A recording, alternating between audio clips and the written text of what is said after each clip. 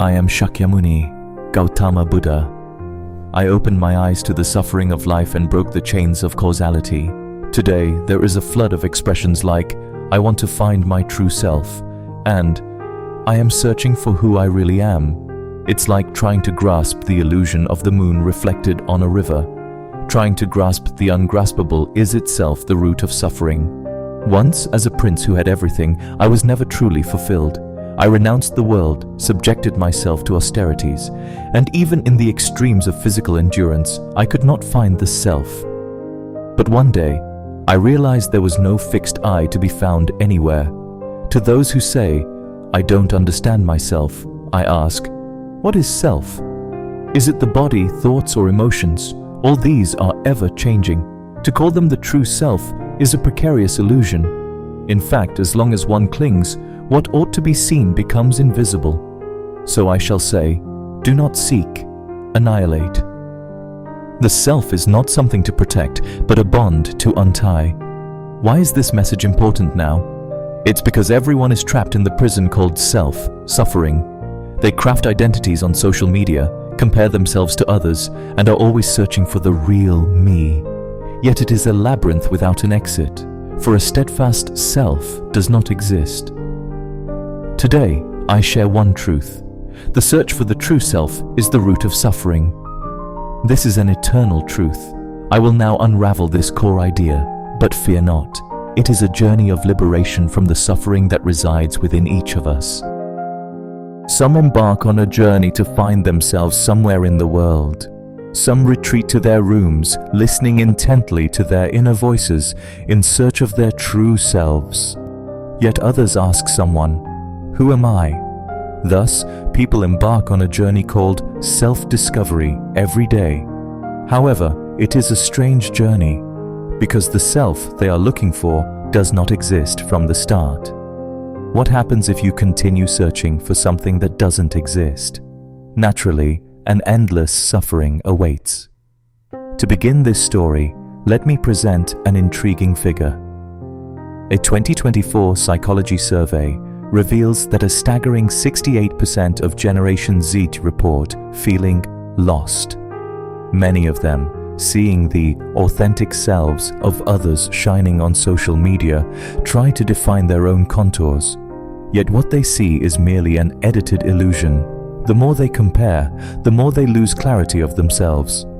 This isn't just a story about young people.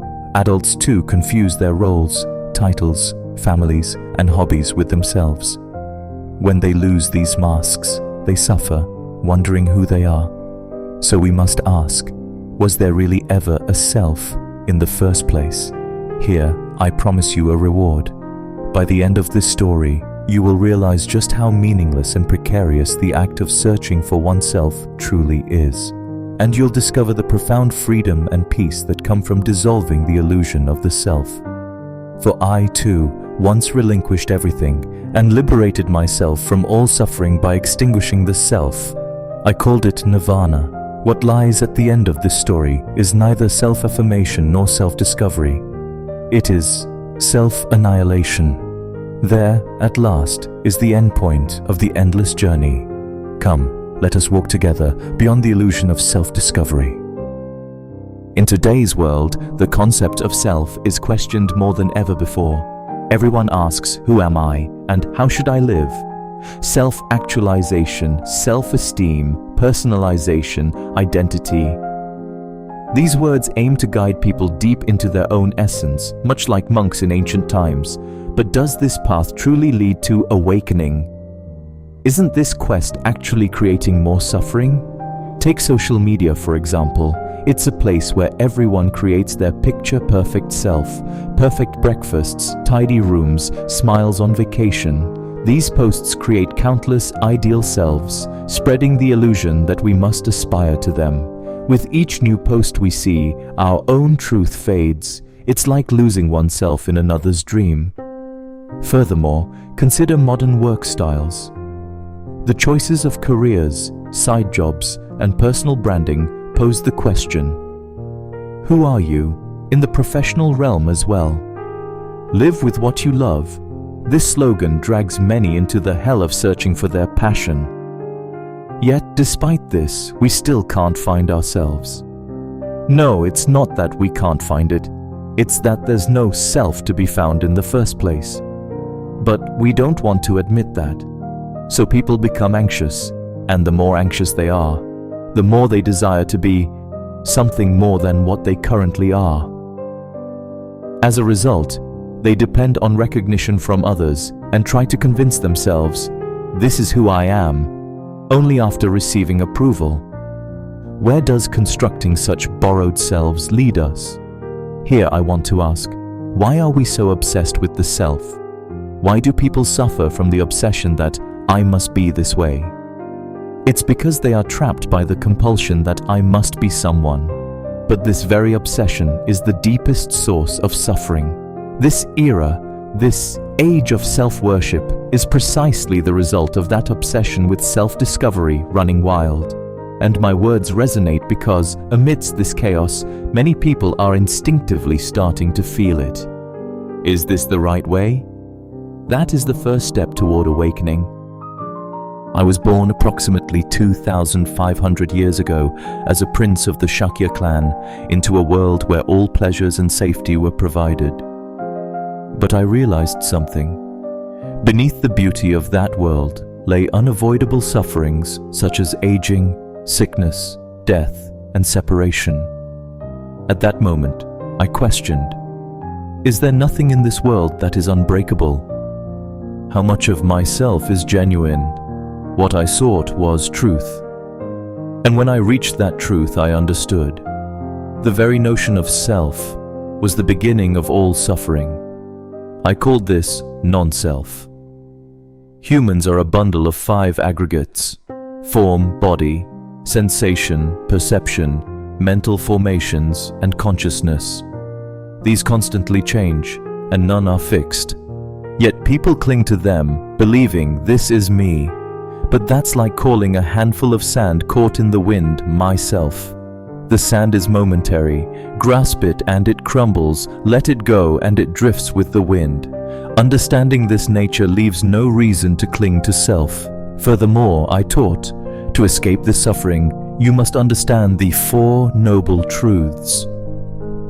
1. Life inherently includes suffering. 2. The cause of suffering is desire and attachment. 3. Extinguishing these causes extinguishes suffering. 4. There is a path to accomplish this, the eightfold path.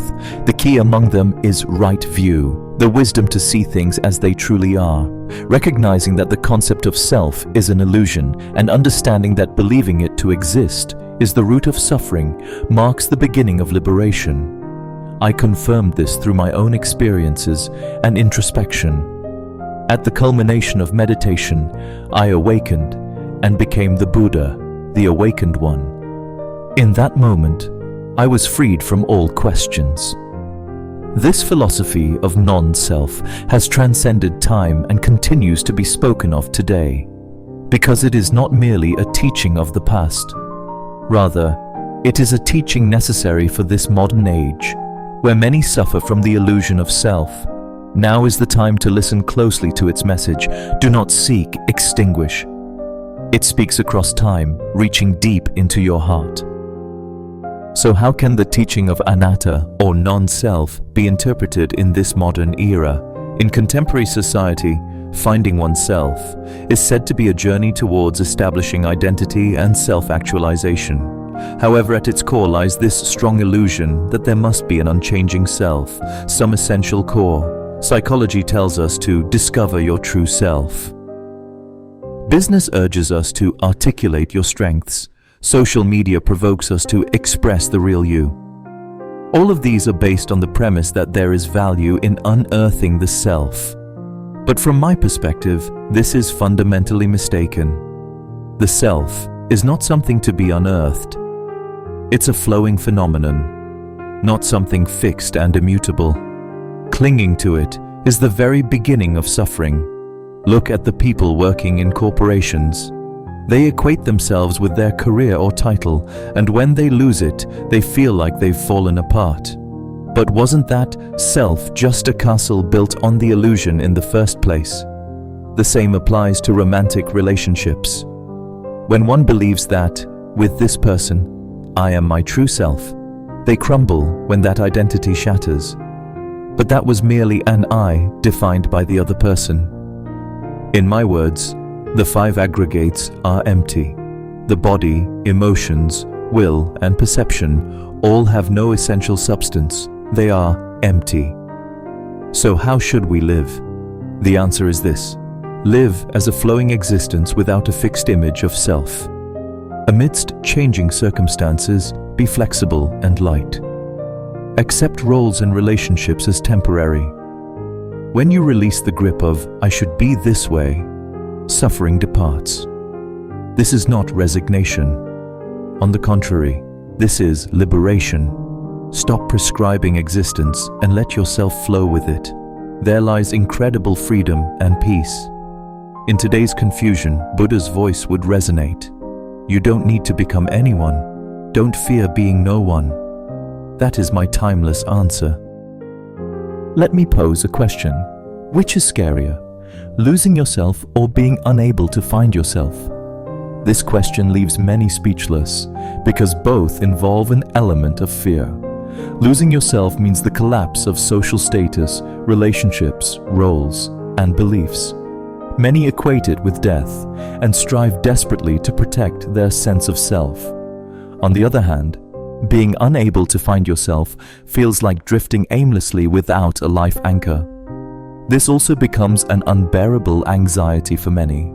Yet, from my perspective, both are forms of attachment. Creating an image of self and wanting to find it, or wanting to protect it. Both are manifestations of the mind's fixation on the question, what am I? Imagine, if you will, a scene in your mind. A person desperately stirring water to see their reflection in the surface. That water is thoughts, it's emotions, it's words.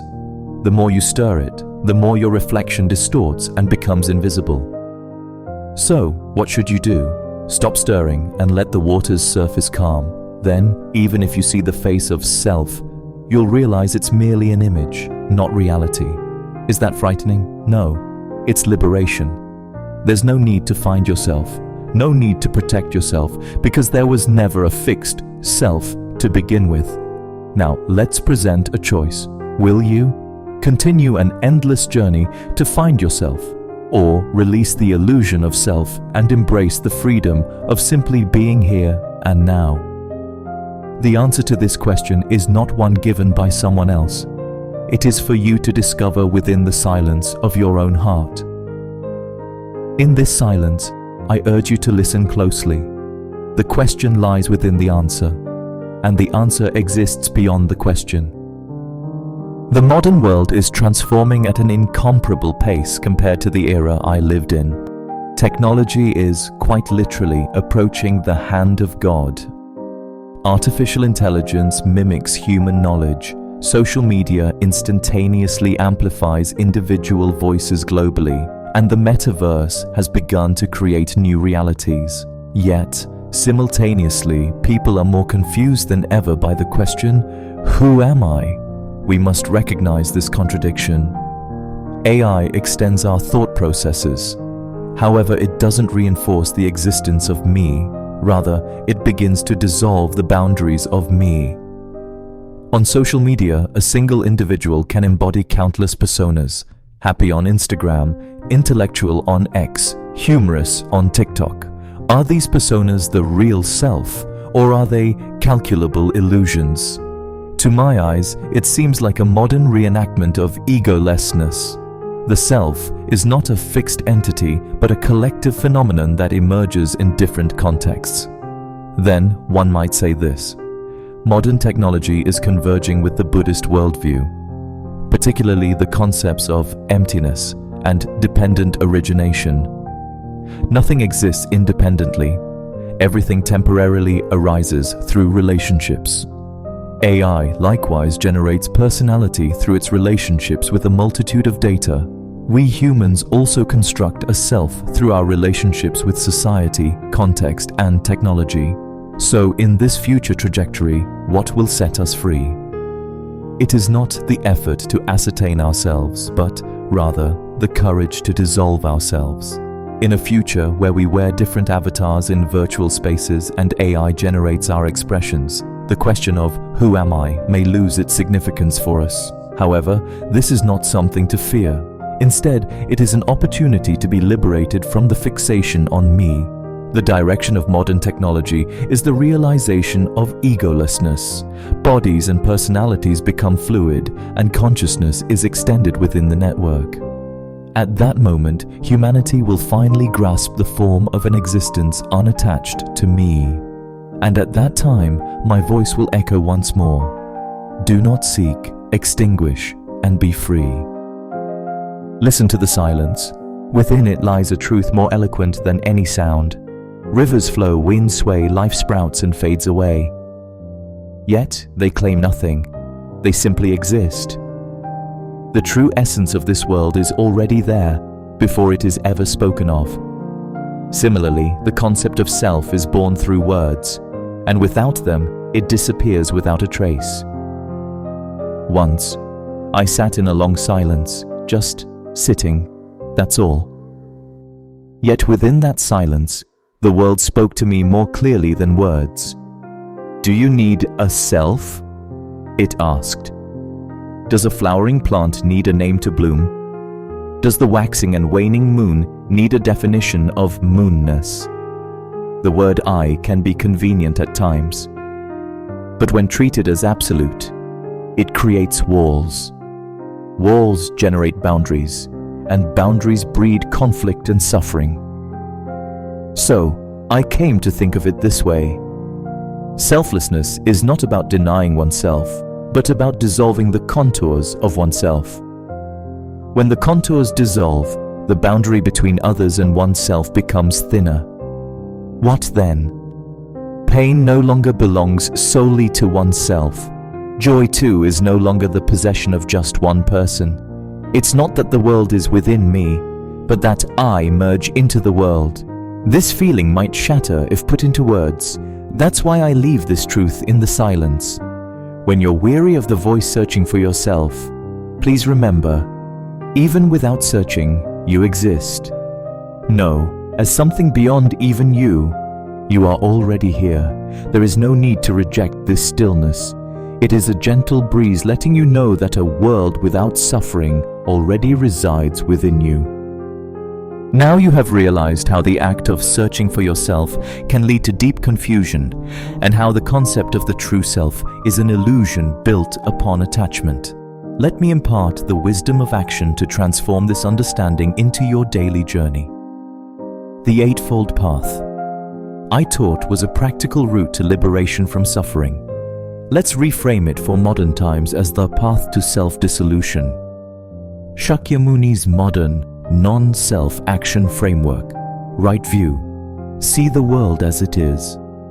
Let go of the fixed idea that I should be this way and observe events without labeling. Focus on phenomena, not thoughts.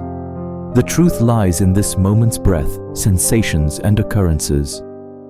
Right intention. Hold a selfless purpose. Constantly check whether the source of your actions is wanting approval or wanting to prove something. If the intention arises from the ego, notice it immediately and release it. Right speech. Don't cling to words. Ask yourself if you need to say, "I am this kind of person."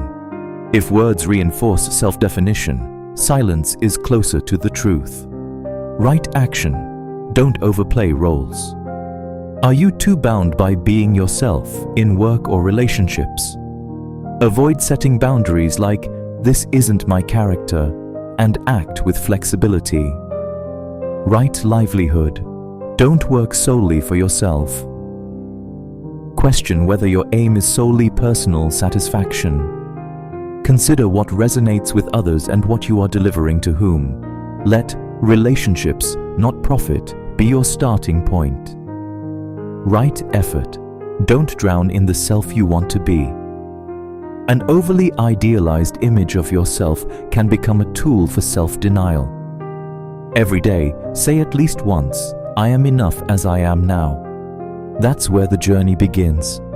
right mindfulness. Don't forget to be in the here and now. Regret of the past and anxiety about the future are just fodder for creating the self. With every breath, acknowledge that your existence is changing moment by moment. Right concentration. Have time to sink into non-self. Once a day, for only 3 minutes, close your eyes and experience the sensation of the self dissolving. It is not nothingness, but rather the whole connected with everything. These are not mere guidelines. They are strategies for unraveling yourself instead of searching for yourself. The freest person in this world is the one who is not bound by themselves. And it doesn't take a special practitioner to achieve this. It could be you reading this right now.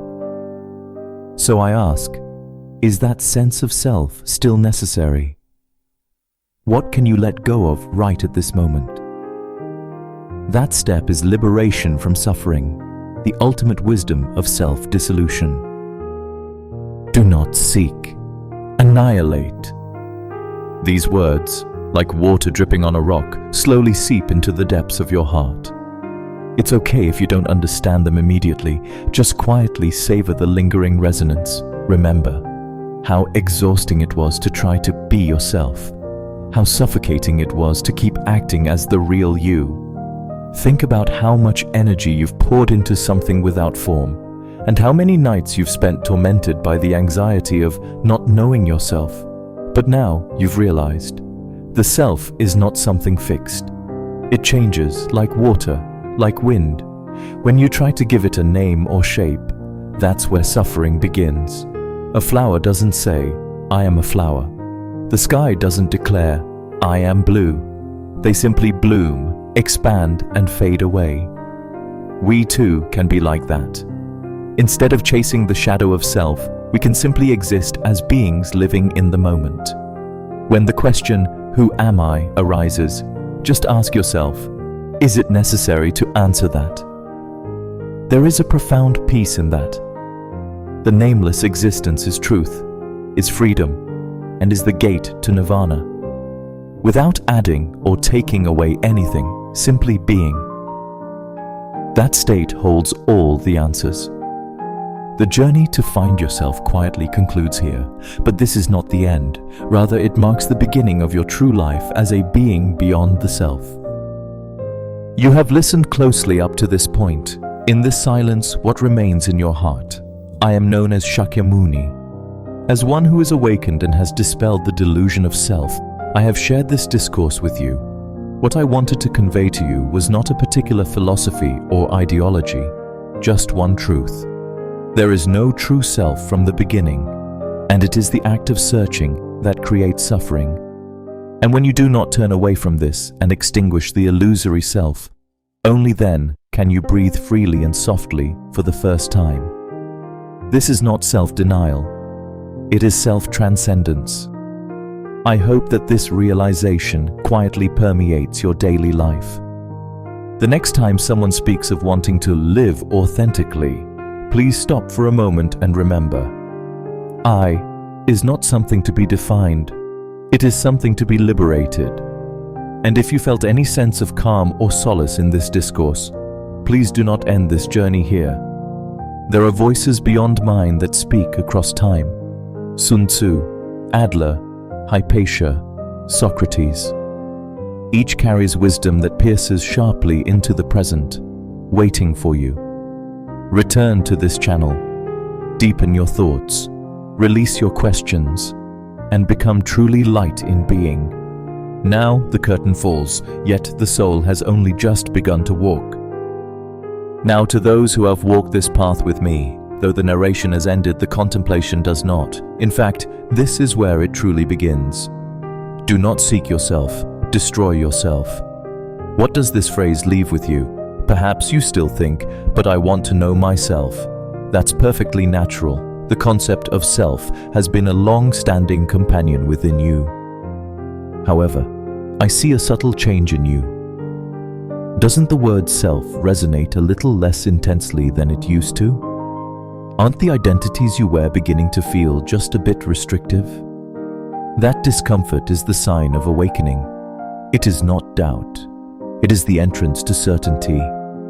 After watching this video, I encourage you to continue your reflections in the comments section. Share your thoughts such as, I think this about the self. This is how I feel about the concept of egolessness. Or even, I still don't know, but I've started thinking. By reading others' comments, you might find new realizations. You may experience the melting of the individual self and the sense of interconnectedness. Furthermore, having listened to this narration, you can become the next storyteller. Quietly share what you felt today with family, friends, or your inner self. The path I walked was solitary, but now it's different. Here, gathered are those who resonate beyond words, and so I will return with yet another question. Feel free to leave the questions you wish to ask. I want this great person to speak on this theme.